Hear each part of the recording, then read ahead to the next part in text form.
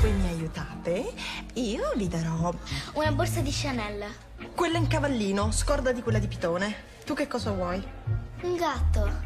Una borsa di gatto? Sei strana tu. No, un gatto Vedi, io vero. sono dovuta andare in giro per tutta la campagna nuda. Pensa che mi sono dovuta mettere tutte delle foglie di fico. Ma no, non ci credo, ma tipo la Venere di Botticelli. Botticella tua sorella. E va bene, è su una sedia a rotelle. Ma se tu non hai capito quanto è pazzeschissima, ti ho detto che non ho finito, eh? Allora, se tu non hai capito quanto è fighissima, mi dispiace per te, ma sei cieco. Azzurra.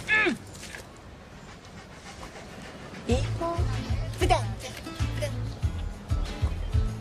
Perché si dice ipovedente adesso, no?